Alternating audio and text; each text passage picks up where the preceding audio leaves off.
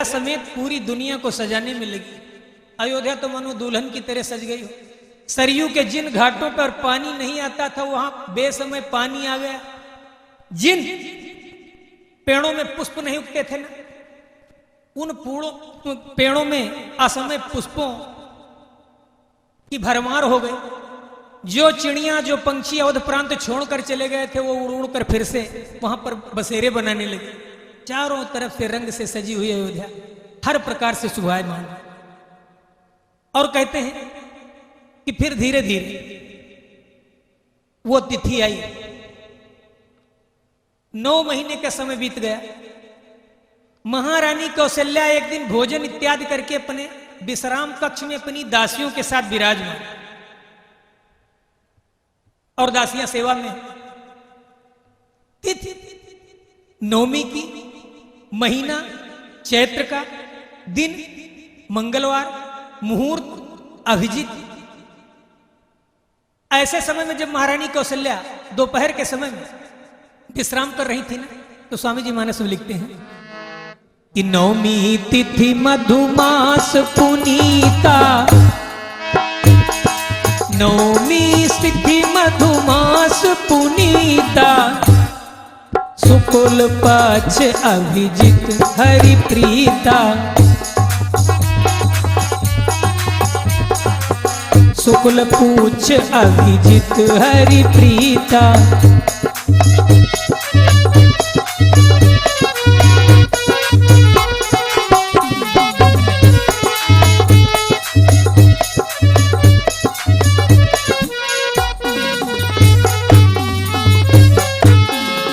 जब तिथि वार नक्षत्र सब अनुकूल हुए तो इसी दोपहर के समय में अचानक कौशल्या मैया के उदर में पीड़ा होने लगी। और जैसे उदर में पीड़ा शुरू हुई ना, आरंभ हुई ना, ये दासियां समझाने लगी कि महारानी जी धीरज रखें। इस दर्द के लिए तो अयोध्या कितना तड़पी है। बड़े जोर से कौशल्या ने फटकारा कि मेरी जान पर पड़ी और तुम लोग मुझे ब्रह्मा के समान उपदेश दे रहे, निकल जाओ इस कक्ष से और मुझे कुछ देर के लिए अकेला छोड़। अच्छा, रानी की आज्ञा, दासियां काट दें इतनी सामर्थ्य कहां है। सबकी सब बाहर निकल गई, लेकिन दरवाजा ढक कर बस पासे में बैठी कि जैसे किसी प्रकार की हरकत हुई ना, के पे की आवाज सुनाई पड़ी। सीधे ये सूचना दशरथ जी को देंगे, और जिसने ये सूचना पहले दी वो तो माला माल हो जाए। सब बैठे हुआ है।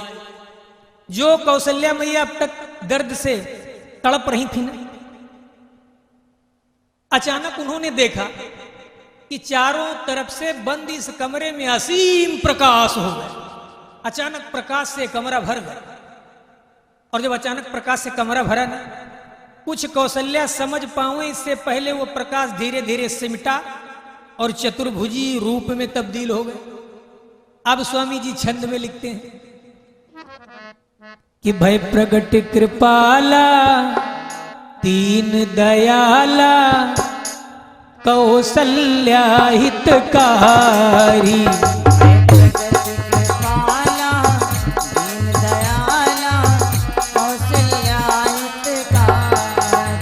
हर्षित महतारी मुनि मनहारी, अद्भुत रूप विचारी। हर्षित महतारी मुनि मनहारी, अद्भुत रूप विचारी। लोचन अभिरामा तन घन श्यामा, निज आयुध भुज चारी, भूषण बनमाला नयन विशाला, शोभा सिंधु खरारी। भूषण बनमाला नयन विशाला, शोभा सिंधु खरारी।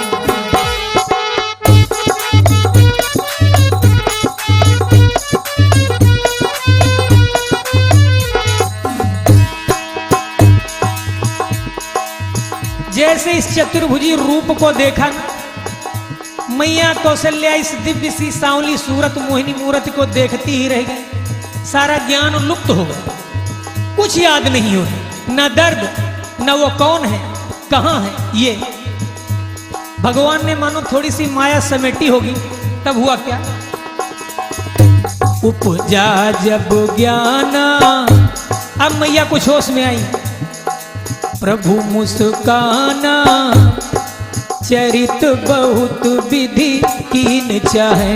उपजा जब ज्ञाना, प्रभु मुस्काना, चरित बहुत विधि कीन चाहे। जब कौशल्या मैया कुछ सचेत अवस्था में लौटी, कुछ ज्ञान आया तो प्रभु मुस्काए, चूंकि उन्हें चरित्र करना। और अब कौशल्या जोर से बोली कि कौन हो तुम, और इस कक्ष में कैसे आ गए, कौन हो? और जब ये पूछा ना तो कही कथा सुनाई, मात बुझाई, जेहि प्रकार सुत प्रेम लाए। कही कथा सुनाई, मात बुझाई, जेहि प्रकार सुत प्रेम लाए। कही कथा सुनाई, मात बुझाई, यही प्रकार सुत प्रेम लाए। कथा सुनाई, मात बुझाई, यही प्रकार सुत प्रेम लाए। भगवान बोले मैया, आज तू कौशल्या है, पूर्व काल में तू शतरूपा हुआ करती थी, और महाराज दशरथ मनु, तुम दोनों ने तपस्या करके मुझे पुत्र रूप में मांगा था ना, वही बेटा बनकर आ गया। आज्ञा दे, क्या सेवा करो? कौशल्या प्रसन्न हो गई और बोली, अरे वो वरदान, प्रभु बेटा बनने आए हो? बोले हाँ। कहा भगवान अगर सच में कर्ज अदा करने आए हो तो ठीक से करो, आधा अधूरा नहीं। माता पुनि बोली, सोमति डोली, तजहु तात या रूपा। की जय शिशु लीला, अति प्रिय शीला, यह सुख परम अनुपा। ये जय शिशु लीला, अति प्रिय शीला, यह सुख परम अनुपा।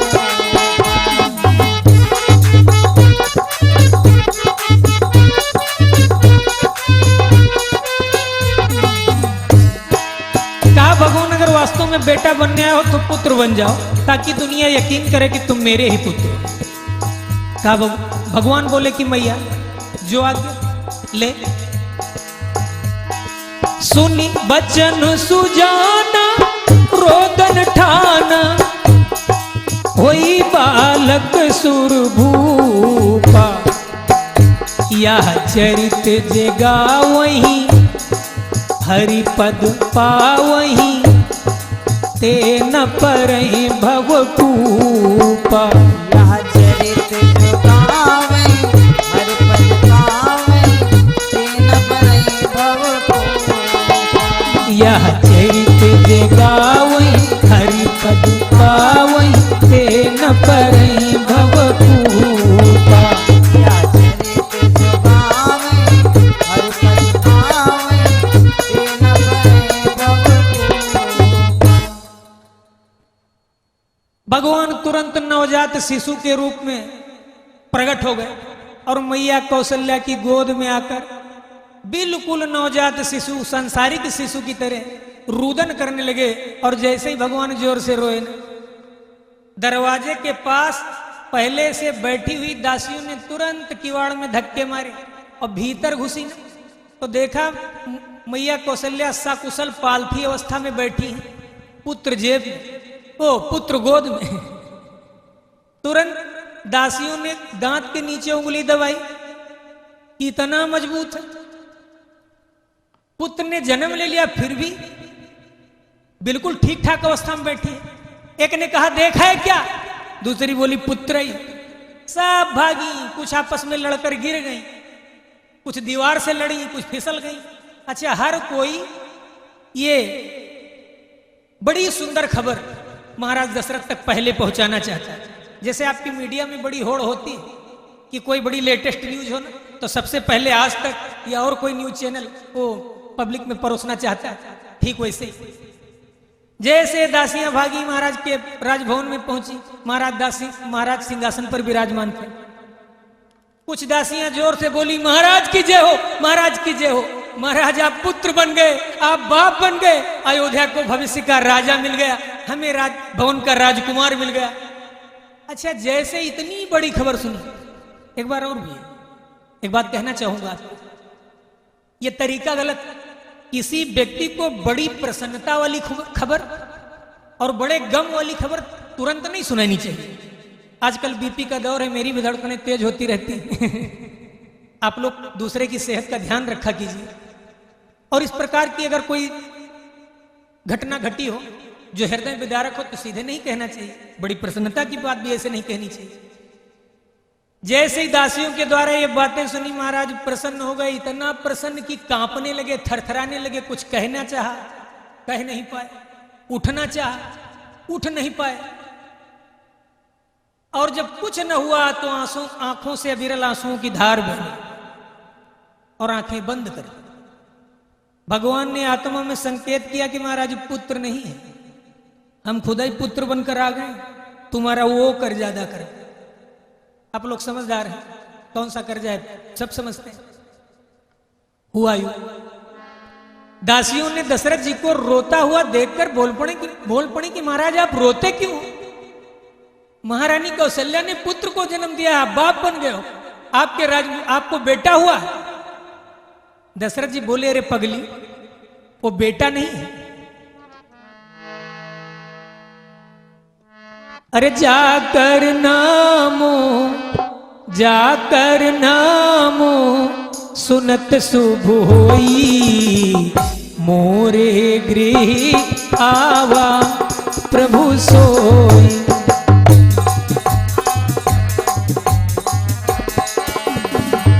जाकर नामो, बहुत अच्छा, जाकर नामो सुनत शुभ होई, मोरे गृह आवा प्रभु सोई।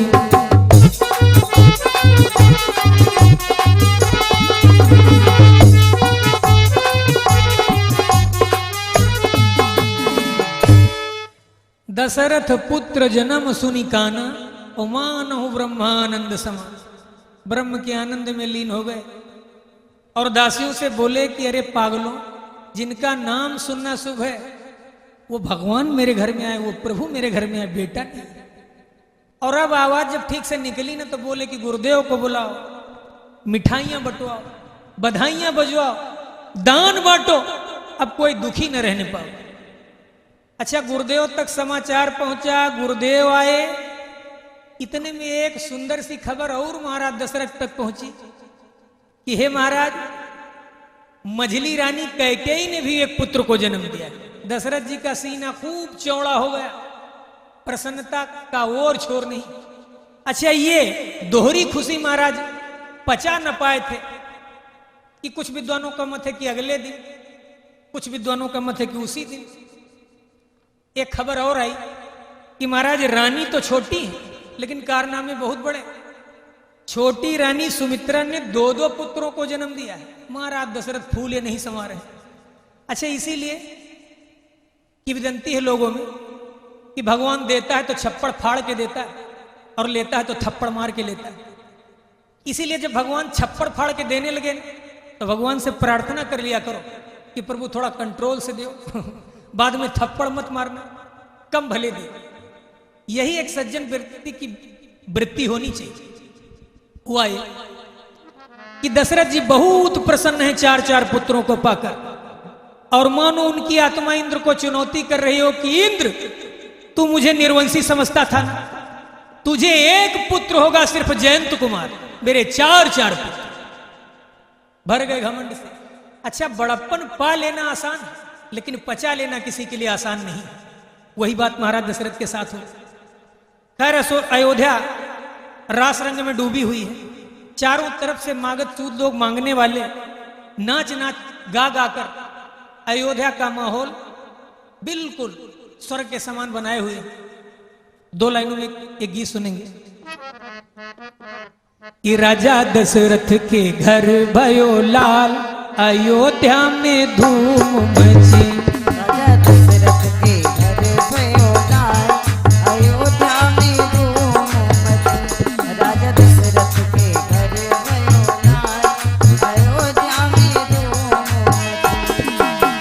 धूम मची है, धूम मची, धूम मची है, धूम मची। राजा दशरथ के घर भयो लाल, अयोध्या में धूम मची। राजा दशरथ के घर भयो लाल, अयोध्या में धूम मची। राजा दशरथ के घर भयो लाल, अयोध्या में धूम मची। महाराज जी सोना लुटावे, सोना लुटावे कि रतन लुटावे। महाराज जी सोना लुटावे, सोना लुटावे कि रतन लुटावे।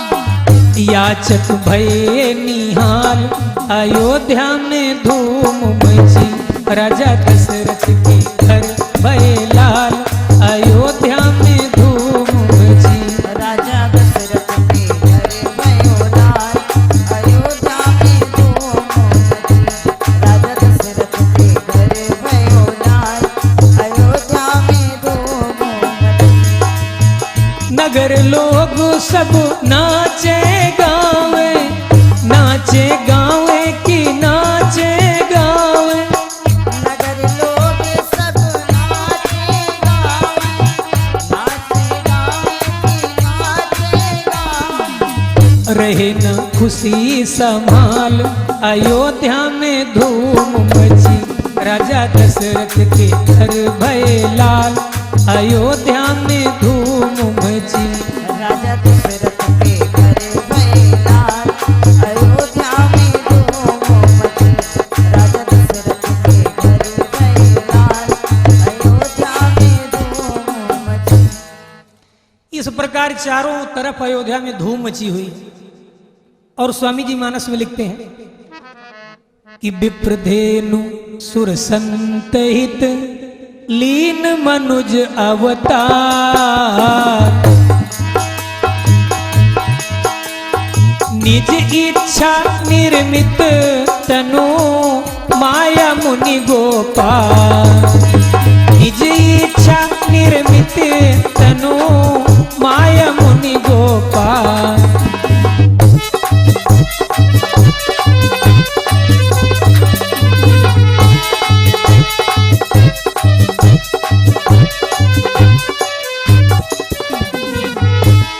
इस प्रकार इन्हीं बच्चों का भविष्य में वशिष्ठ जी के द्वारा नामकरण हुआ।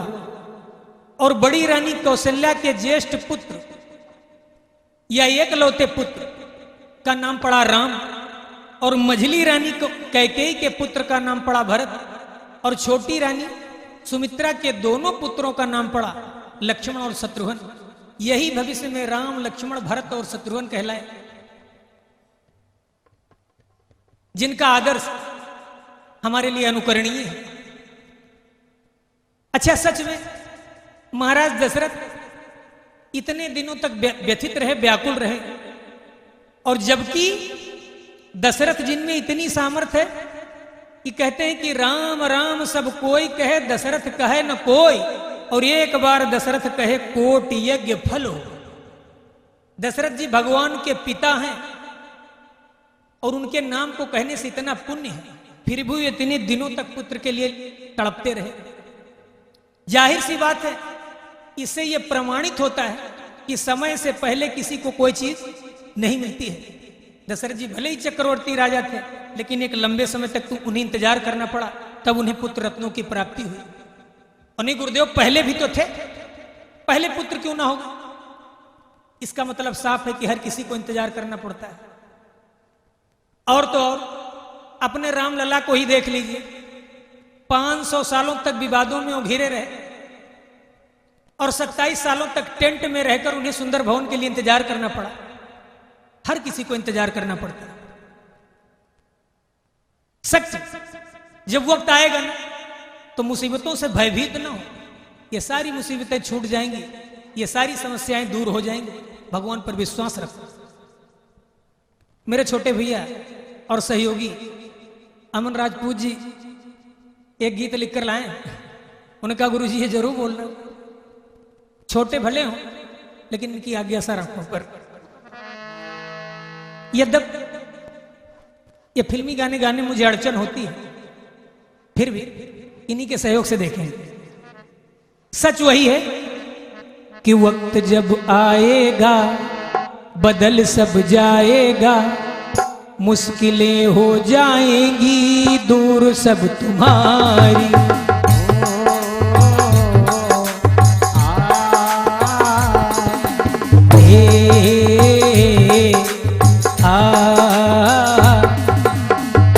वक्त जब आएगा बदल सब जाएगा, मुश्किलें हो जाएंगी दूर सब तुम्हारी।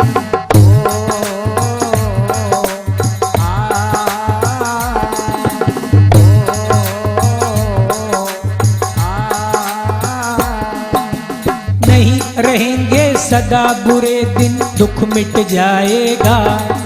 नहीं रहेंगे सदा बुरे दिन, दुख मिट जाएगा। बुरा समय धीरे धीरे सारा कट जाएगा।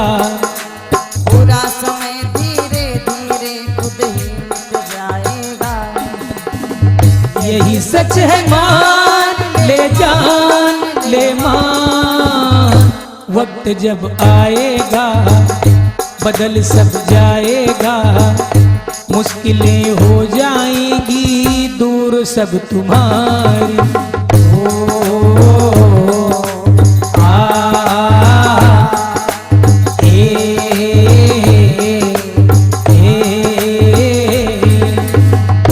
वक्त जब आएगा बदल सब जाएगा, मुश्किलें हो जाएंगी दूर सब तुम्हारी।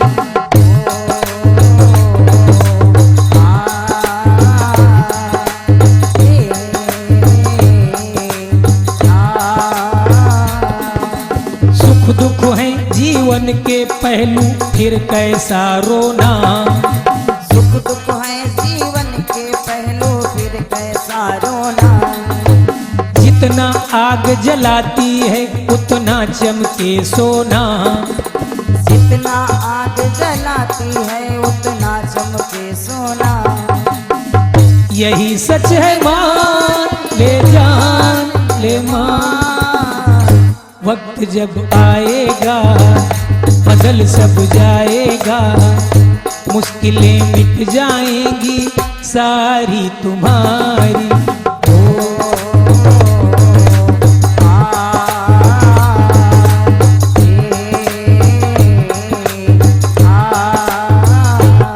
और कहना है राम लला खुद 500 वर्ष, राम लला खुद 500 वर्ष रहे विवादों में। राम लला खुद 500 वर्ष रहे विवादों में। बिना भवन के बरसों बीते वादों वादों में। बिना भवन के बरसों बीते वादों वादों में। यही सच है मान ले जान, वक्त जब आएगा बदल सब जाएगा, मुश्किलें हो जाएंगी दूर सब तुम्हारी।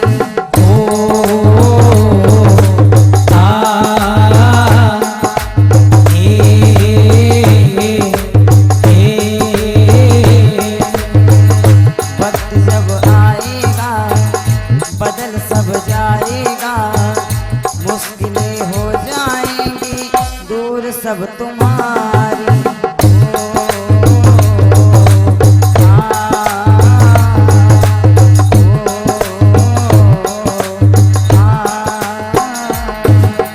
गुजर गया है वक्त बुरा, दिन अच्छे आएंगे। गुजर गया है वक्त बुरा, दिन अच्छे आएंगे। राम लला सुंदर सुंदर से मंदिर में मुस्काएंगे। राम लला सुंदर से मंदिर में मुस्काएंगे। यही सच ले जान ले मान वक्त जब आएगा बदल सब जाएगा। मुश्किलें हो जाएंगी दूर सब तुम्हारी।